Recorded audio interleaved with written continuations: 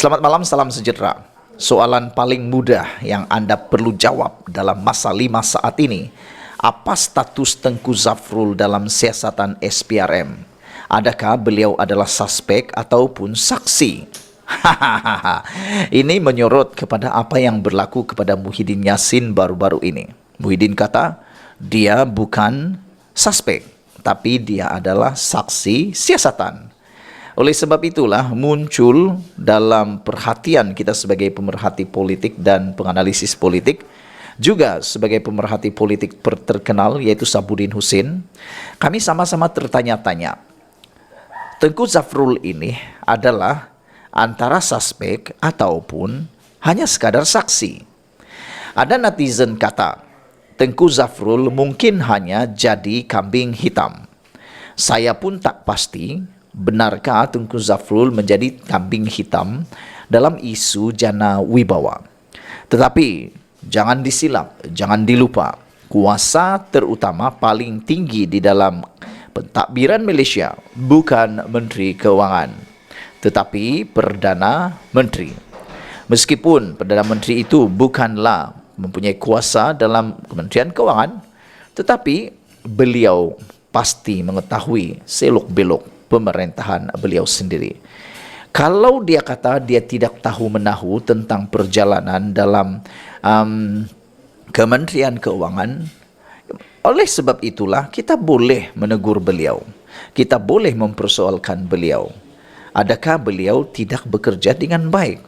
Sebagai seorang Perdana Menteri, sepatutnya semua kementerian harus beliau ketahui. Itulah sebabnya menjadi Perdana Menteri bukan semua orang layak. Saya tidak layak. Anda yang menonton channel ini, video ini pun saya boleh kata Anda pun tak layak. Kenapa? Kerana kita belum lagi jadi Perdana Menteri. Mahu jadi Perdana Menteri, paling tidak, paling kurang pun Anda mestilah orang yang suka menyibuk kementerian-kementerian yang lain. Kalau tidak, salah guna kuasa bakal berlaku, dan yang lebih penting lagi, semuanya akan berbalik semula kepada masalah Perdana Menteri. Jadi, apabila Muhyiddin kata dia tak kenal kontraktor, dia tak pernah tahu siapa kontraktor yang terlibat dalam Jana Wibawa, kita mula jadi bingung, kita mula jadi keliru. Berbalik semula kepada isu malam ini yang ditulis oleh Sabudin, apa status Tengku Zafrul dalam siasatan SPRM? Adakah beliau juga adalah suspek ataupun sekadar saksi?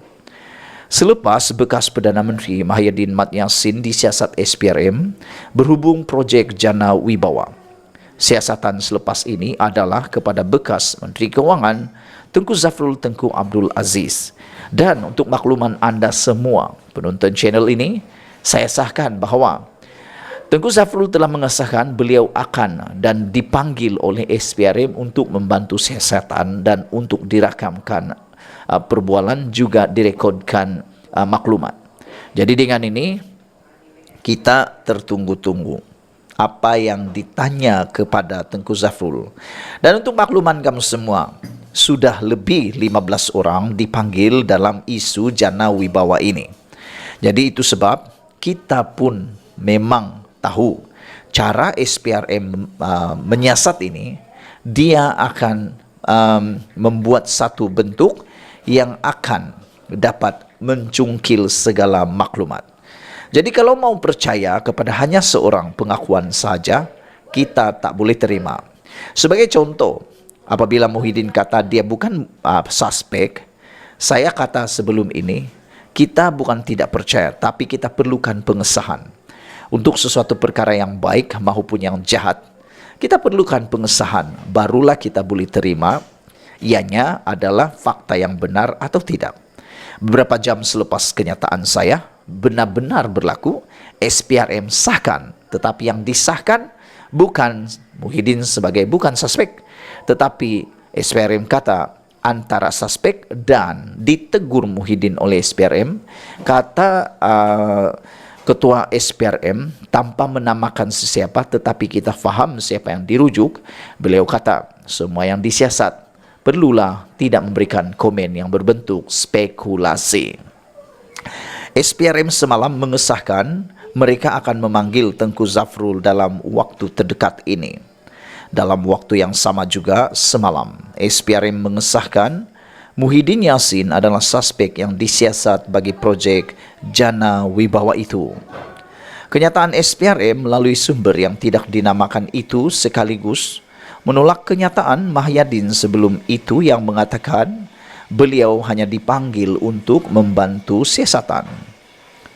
Jana Wibawa ialah pemberian projek secara runding terus yang diusahakan Kementerian Keuangan yang dicadangkan oleh Menteri Keuangan ketika itu, iaitu Tengku Zafrul, bagi tujuan membantu kontraktor yang terkesan teruk akibat COVID-19. Saya tertarik dengan ulasan ini, iaitu rupa-rupanya Jana Wibawa ini adalah satu projek ataupun program Kementerian Keuangan yang dicadangkan oleh Tengku Zafrul. Namun pelaksanaannya kita terkejut. Sebelum PRU 15 lalu, sebaik Tengku Zafrul dilantik sebagai Bendahari Barisan Nasional Selangor, Presiden UMNO Ahmad Zahid Hamidi ada mengungkapkan kata-kata lebih kurang, Tengku Zafrul akan membawa banyak gula untuk parti menghadapi PRU akan datang. Bagaimanapun beliau kalah di Kuala Selangor pada PRU 15 lalu, tetapi terus dikekalkan dalam kabinet Anwar Ibrahim sebagai Menteri Perdagangan Antarabangsa dan Industri. Berhubung siasatan SPRM itu, Tengku Zafrul dilaporkan sedia memberi kerjasama penuh dalam siasatan yang dijalankan oleh Badan Penguatkuasa Anti Rasuah itu. Katanya beliau akan memberikan kerjasama penuh dan tiada apa yang hendak disembunyikannya. Persoalannya di sini, oleh kerana ketika era Muhyiddin menjadi Perdana Menteri, Tengku Zafrul adalah Menteri Keuangan dan Jana Wibawa itu sendiri di bawah kendaliannya, beliau akan disiasat sebagai apa? Sebagai suspek juga macam Muhyiddin atau sebagai saksi untuk pendakwaan terhadap Muhyiddin? Itu isu yang paling mengejutkan kita. Adakah Zafrul adalah suspek seperti juga Muhyiddin, ataupun beliau akan jadi saksi untuk pendakwaan terhadap Muhyiddin? Sebelum kita teruskan untuk isu yang lain, sila pastikan anda telah pun menekan butang subscribe. Tekan butang subscribe itu percuma. Malaysia kita punya, kita jaga sama-sama cintai Malaysiaku. Bye-bye.